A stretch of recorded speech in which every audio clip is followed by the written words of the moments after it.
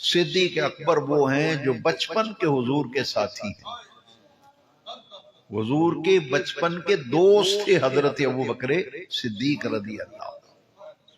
بچپن بھی حضور کے ساتھ گزارا، حضور کے دوست تھے، جوانی بھی حضور کے ساتھ گزاری، اور جب 40 سال کی عمر مبارک میں میرے نبی کریم علیہ السلام نے اعلان نبوت فرمایا تو آزاد مردوں میں سب سے پہلے حضور پر ایمان لانے کی سعادت حضرت ابوبکر صدیق کے حصے میں آئی۔ آزاد مردوں میں سب سے پہلے حضور پر ایمان لانے والے ابوبکر صدیق، پہلے مسلمان، پہلے مومن۔ 4 ہستیاں ہیں اعلان نبوت کے بعد جنہوں نے سب سے پہلے ایمان لانے کا شرف حاصل کیا، 4 شخصیتیں ہیں، ان میں حضرت ابوبکر صدیق ہیں رضی اللہ تعالی، حضرت مولا علی ہیں کرم اللہ تعالی وجہہ، حضرت خدیجہ الکبریٰ ہیں رضی اللہ تعالی عنہ، اور حضرت زید حضور کے صحابی۔ 4 شخصیتیں ہیں جنہوں نے اعلان نبوت کے بعد سب سے پہلے حضور پر ایمان لانے، اسلام قبول کرنے کی سعادت حاصل کی۔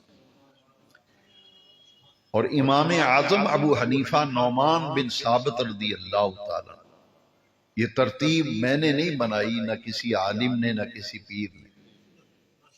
امام الائمہ، کاشف الغمہ، امام اعظم ابو حنیفہ نعمان بن ثابت رضی اللہ تعالیٰ عنہ فرماتے ہیں کہ یہ 4 ہستیاں ہیں جنہوں نے سب سے پہلے حضور کا کلمہ پڑھا، سب سے پہلے ایمان لائے۔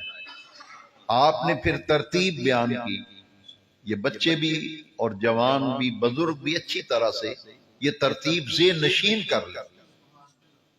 ترتیب امام اعظم ابو حنیفہ نے بیان کی ہے، فرماتے ہیں کہ آزاد مردوں میں سب سے پہلے حضور کی اعلان نبوت کے بعد، اظہار نبوت کے بعد کلمہ پڑھنے والے کون ہیں؟ حضرت ابوبکر صدیق۔ سارے بولے حضرت ابوبکر رضی اللہ تعالی۔ آزاد مردوں میں اور عورتوں میں، خواتین میں سب سے پہلے کلمہ پڑھنے والی، ایمان لانے والی ام المومنین حضرت خدیجہ الکبریٰ ہیں رضی اللہ تعالی۔ خواتین میں، عورتوں میں، اور نو عمر لوگوں میں، کیونکہ حضرت علی المرتضیٰ کرم اللہ تعالی وجہہ، ان کی عمر مبارک جب حضور نے اپنی نبوت کو ظاہر فرمایا، اپنی نبوت کا اعلان کیا، تو مولا علی پاک کی عمر کتنی تھی؟ 9-10 سال کے درمیان، صرف 9-10 سال کی درمیانی عمر میں تھے۔ حضرت سیدنا علی المرتضیٰ کرم اللہ تعالی وجہہ رضی اللہ تعالی، ان کی عمر مبارک 9-10 سال کے درمیان تھی۔ لہذا ترتیب یہ ہے، امام اعظم ابو حنیفہ فرماتے ہیں 9 عمر لوگوں میں سب سے پہلے ایمان لانے والے، کلمہ پڑھنے والے حضرت مولا علی ہیں کرم اللہ تعالی وجہہ۔ اور غلاموں میں حضرت زید، چونکہ اس وقت جب کلمہ پڑھا تو غلام تھے، اب ترتیب یہ ہوگی، آزاد مردوں میں پہلے کلمہ پڑھنے والی ابو بکر، عورتوں میں سب سے پہلے کلمہ پڑھنے والی حضرت خدیجہ الکبریٰ، 9 عمر لوگوں میں سب سے پہلے کلمہ پڑھنے والے سیدنا علی المرتضیٰ کرم اللہ تعالی وجہہ، اور غلاموں میں سب سے پہلے کلمہ پڑھنے والے حضرت زید۔ اپنے بچوں کے نام ان ہستیوں کے نام پہ رکھنے چاہیے۔ یہ زید صحابہ کرام میں سے 1.25 لاکھ صحابہ ہیں نبی پاک کے۔